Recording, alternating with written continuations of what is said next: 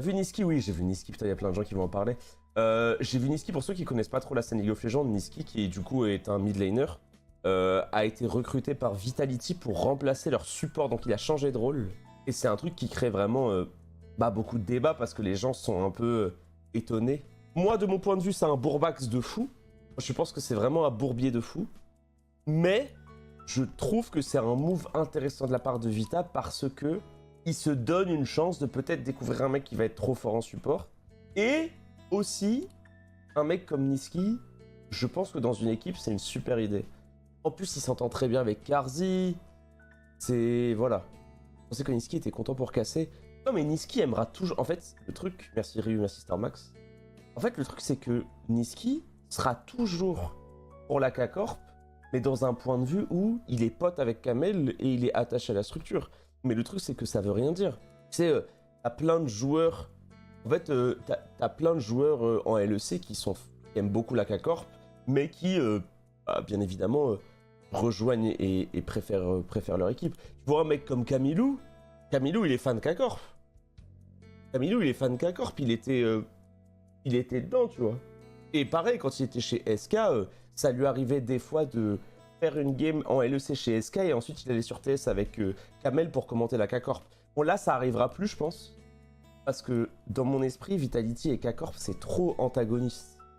En fait, je sais pas si Niski aura le même rôle qu'il avait quand il était chez SK.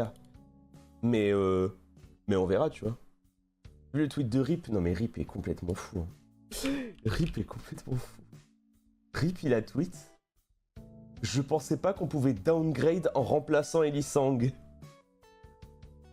Non, moi, le seul truc de mon point de vue qui me rend triste, moi, il y a une seule chose qui me rend triste, c'est que moi, ça me dérange mentalement quand il rejoint une équipe en changeant de rôle alors qu'il est 3 fois meilleur que son mid laner. Et en fait, le truc, c'est que NoFlame, tu vois, parce que je trouve que Shayek, en plus, il a fait une super saison. Et Shayek est vraiment très fort. Mais je trouve que pour le niveau général de la ligue, je trouve ça triste. Je trouve ça vraiment triste qu'il puisse pas avoir une chance en tant que mid laner. Mais après, Shayek, il a fait une super saison, en vrai. Il a fait une super saison. Il y avait plein de gens qui l'attendaient en étant pire mid laner de la ligue, alors qu'en vrai, pas du tout. Et c'est un rookie, quoi. Donc en fait, c'est trop bien. Mais je pense qu'il demandait un plus gros salaire pour le mid. C'est vrai qu'il y a l'argent aussi. Ah, qu'il y a l'argent, j'avais oublié ça. J'avais oublié le fait que l'argent existait. Parce que oui, c'est vrai que le book, il coûte cher, quoi. Au départ, je connais rien. Il est pas censé être fort, Niski. Si, en fait, il est fort, mais c'est juste que... En gros, Niski, là, il change de rôle. Du coup, c'est un peu comme si un défenseur passait milieu de terrain. Plutôt l'inverse. Alors, premier call avec Vita, Niski a dit qu'il allait jouer support et qu'il a dit à Chaye que s'il avait besoin d'aide, il l'aidera. Non, c'est vrai. Mais, je sais pas. J'ai hâte. Je sais pas comment ça va être, mais j'ai un peu hâte.